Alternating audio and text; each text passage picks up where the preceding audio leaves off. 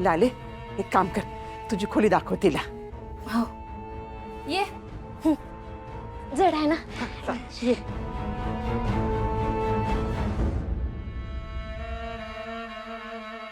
ये.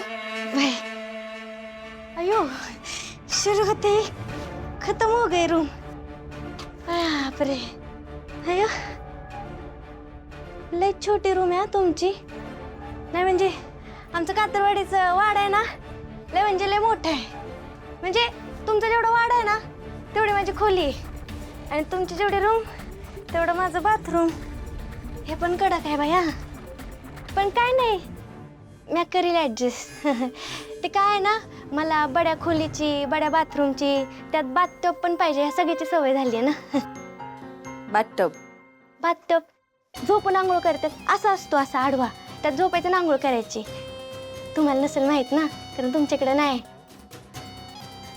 काय हरकत नाही, मला पाणी प्यायचंय. फ्रीज नाही आहे किचन मध्ये. नाही नाही. अच्छा नाही, माझ्या खोलीत फ्रीज आहे ना, AC पण आहे, आणि फ्रीज तो डबल डोअरवाला आहे. पाणी पण गरम आहे. ठीक आहे, पण आता करते ॲडजस्ट. काय तू इथं तुझ्या पिक्चरच्या शूटिंगला नाही आलीस ना,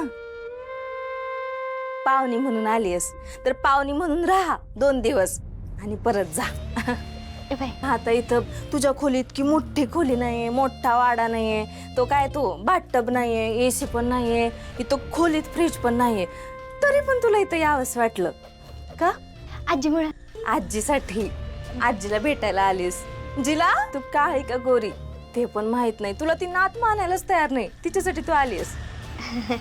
तसं आजीला तर तुम्ही पण माहित नाही ना, कसे दिसता, कसे आहेत. पण काय हरकत नाही, मी बोलले की मी ॲडजस्ट करून घे.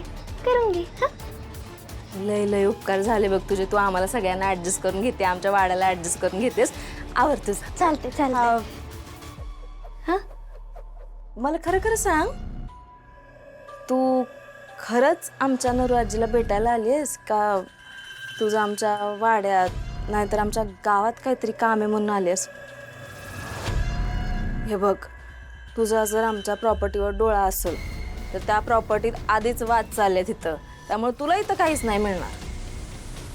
मला ना तुमच्या या छोट्या वाड्याच्या प्रॉपर्टीत ना काडीचा पण इंटरेस्ट नाही. माझी स्वप्ने लय बडे बडे, बडी प्रॉपर्टी बडे स्वप्ने. हा